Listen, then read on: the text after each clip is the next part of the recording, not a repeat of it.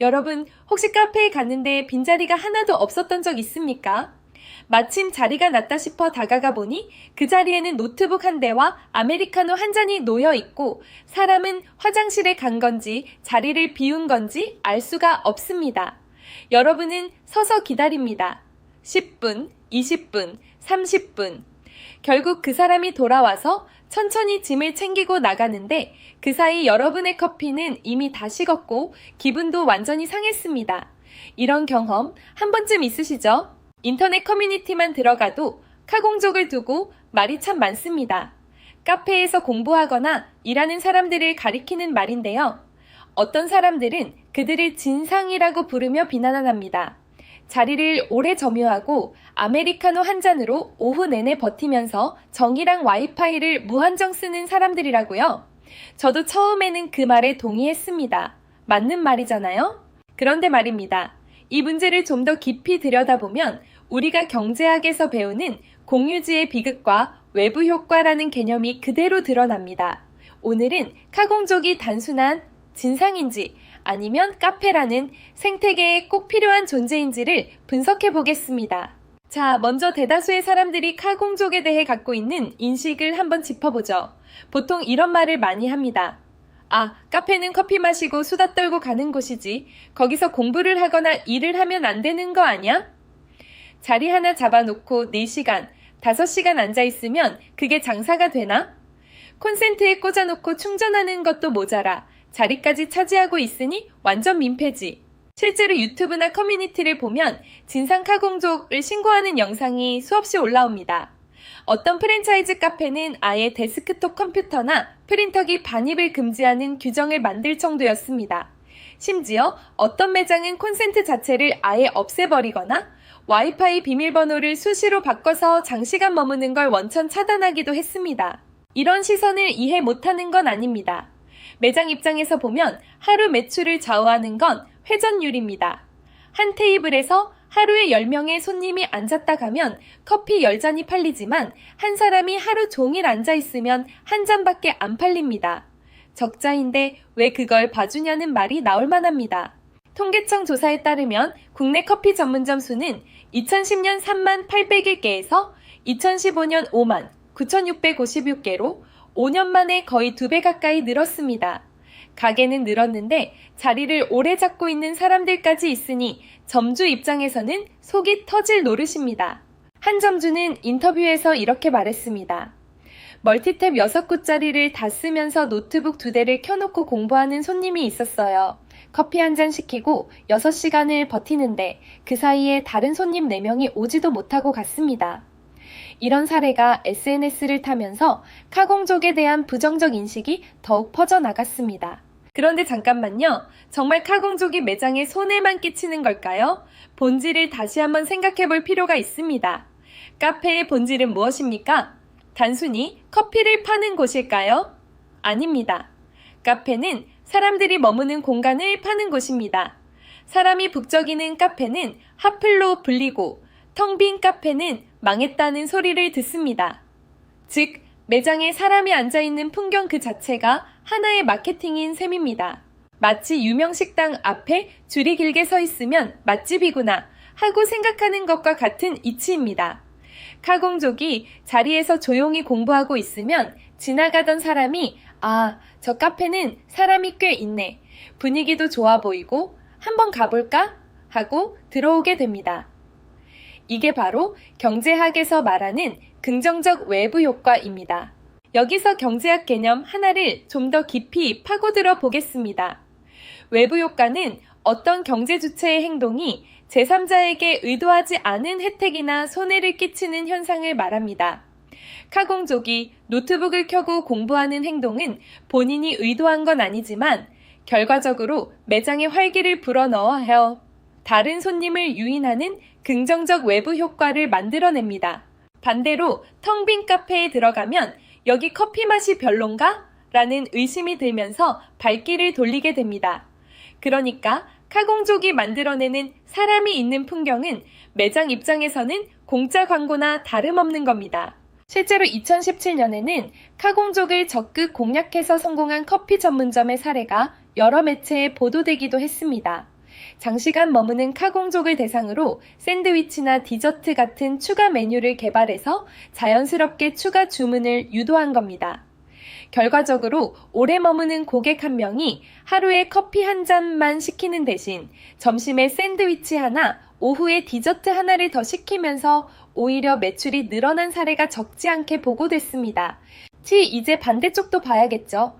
카공족이 만드는 부정적 외부 효과는 무엇일까요? 바로 좌석 부족과 회전율 저하입니다. 한 자리를 오래 점유하면 다른 손님이 앉지 못하고 그 손님이 다른 카페로 가버리면 그만큼 매출 손실이 생깁니다. 게다가 콘센트를 장시간 독점하거나 시끄러운 키보드 소리를 내는 경우도 있습니다. 어떤 사람은 노트북을 펴놓고 통화를 하거나 심지어 화상회의를 하는 경우도 있습니다. 주변 사람들이 불편해도 본인은 모르는 거죠. 이게 바로 공유지의 비극입니다. 공유지의 비극이란 여러 사람이 공동으로 사용하는 자원이 각자의 이기적인 행동으로 인해 고갈되거나 파괴되는 현상을 말합니다. 카페의 좌석, 전기, 와이파이는 유한한 공유 자원인데 각자 이익만 추구하다 보면 결국 모두가 손해를 보게 되는 상황이 발생합니다. 카공족 한 명이 콘센트를 다 쓰면 다른 손님은 노트북을 충전할 수 없고 한 명이 자리를 5시간 점유하면 다른 4명의 손님은 앉지도 못하고 가야 합니다. 여기서 중요한 건 과도한 점유입니다. 모든 카공족이 문제가 되는 건 아닙니다. 중간중간 음료나 디저트를 추가로 주문하는 사람도 있고 조용히 자기 할 일만 하다가 가는 사람도 많습니다. 문제는 아메리카노 한 잔으로 5시간을 버티면서 멀티탭 6구를 다 쓰고 자리에서 떠나 있을 때도 개인 짐으로 자리를 지키는 진상 유형입니다. 이런 사람들은 전체 카공족 중 극히 일부에 불과하지만 그 몇 명 때문에 모든 카공족이 욕을 먹는 겁니다. 인터넷 밈이나 영상이 확산되면서 마치 모든 카공족이 민폐인 것처럼 일반화되는 현상이 생겼습니다. 나무위키의 카공족 항목을 보면 정상적인 이용객마저 전부 카공족이라며 일반화하는 사례가 따로 설명되어 있을 정도입니다. 자, 그럼 이 문제를 해결하기 위해 시장은 어떻게 반응했을까요? 실제로 많은 카페가 대책을 내놨습니다. 스타벅스 같은 대형 프랜차이즈는 일부 매장에서 시간 제한을 도입하거나 콘센트를 아예 없앤 곳도 있습니다. 어떤 카페는 와이파이 비밀번호를 주기적으로 바꾸거나 전용 좌석을 따로 마련해 장시간 체류 고객을 분리하기도 했습니다. 반대로 어떤 카페는 카공족을 적극적으로 유치하는 전략을 썼습니다. 그들은 디저트나 샌드위치 같은 추가 메뉴를 개발해서 장시간 앉아있는 고객이 자연스럽게 추가 주문을 하게 유도했습니다. 결과적으로 오래 머무는 고객 한 명이 하루에 커피 한 잔만 시키는 대신 점심에 샌드위치 하나, 오후에 디저트 하나를 더 시키면서 오히려 매출이 늘어난 사례도 있었습니다. 이렇게 시장은 알아서 조정 메커니즘을 작동시키는 겁니다. 여기서 우리가 깨달아야 할 건 카공족을 진상으로만 규정하는 건 지나치게 단순한 시각이라는 겁니다. 경제학에서 말하는 외부 효과는 항상 양면성을 갖습니다. 공장이 굴뚝 연기를 내뿜으면 대기오염이라는 부정적 외부 효과를 만들지만 동시에 그 공장이 일자리를 만들고 지역 경제를 살리는 긍정적 외부 효과도 만듭니다. 카공족도 마찬가지입니다. 부정적 측면만 보면 안 되고 그들이 매장에 가져다주는 긍정적 효과도 함께 고려해야 합니다. 마치 도시의 공원이 쓰레기가 생기는 문제를 일으키지만 동시에 시민들에게 휴식 공간을 제공하는 것과 같은 이치입니다. 그럼에도 불구하고 그래도 회전율이 중요한데 한 명이 오래 앉아 있으면 손해 아니냐? 라고 반문할 수 있습니다. 하지만 실제로는 그렇지 않은 경우가 많습니다. 통계를 보면 카페의 피크타임은 점심시간 이후 오후 2시에서 4시 사이입니다. 그 시간에 카공족이 자리를 차지하고 있으면 문제가 될 수 있습니다. 하지만 그 외 시간대에는 오히려 빈자리가 많아서 카공족이 매장을 채워주는 역할을 합니다.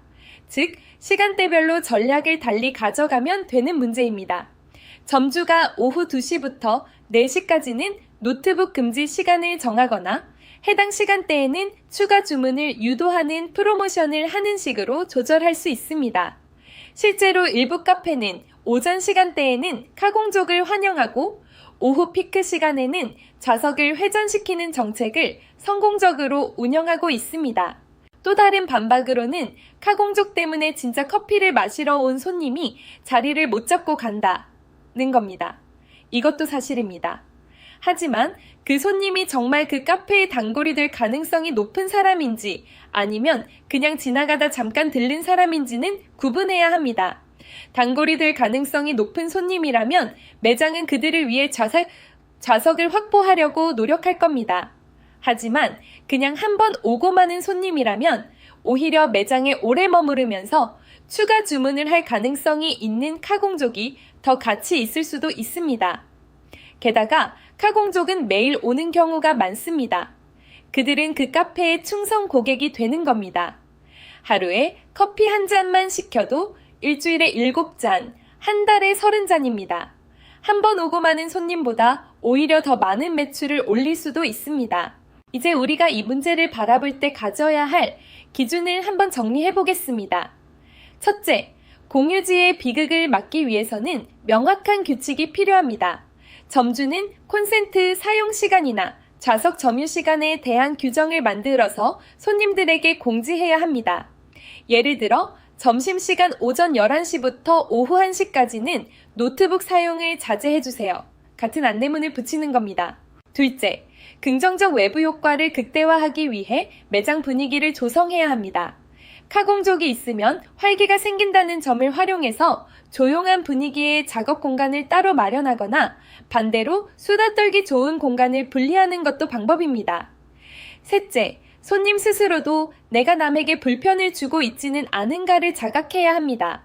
콘센트를 독점하지 않고 자리를 비울 때는 짐을 치우고 일정 시간마다 음료를 추가로 주문하는 배려가 필요합니다. 마지막으로 경고와 균형을 말씀드리겠습니다. 어떤 카페는 카공족을 완전히 배척하는 정책을 폈습니다. 콘센트를 아예 없애고 와이파이를 차단하고 의자를 편하지 않게 바꾸는 식입니다. 하지만 이렇게 되면 일반 손님들도 불편해집니다. 커피 마시면서 잠시 노트북을 켜서 이메일을 확인하고 싶은 사람도 있고 친구와 사진을 공유하려면 와이파이가 필요합니다. 극단적인 제한은 오히려 매장의 매력을 떨어뜨릴 수 있습니다. 반대로 카공족에게 완전히 무제한으로 허용하면 매장이 도서관처럼 변해버려서 수다 떨고 싶은 손님들이 오지 않게 됩니다. 결국 중요한 건 균형입니다. 마치 도로에 신호등이 필요한 것처럼 카페에도 적절한 규칙이 필요합니다. 신호등이 없으면 교통이 마비되듯 규칙이 없으면 카페도 혼란에 빠집니다. 하지만 신호등이 너무 많으면 오히려 교통 흐름을 막듯 너무 엄격한 규칙도 매장의 매력을 떨어뜨립니다. 결론입니다. 여러분, 지금 당장 카공족을 욕하고 싶은 마음이 들더라도 잠시 멈춰 주십시오. 그들 때문에 자리를 못 잡고 발길을 돌린 적이 있다면 그 불편함은 충분히 이해합니다.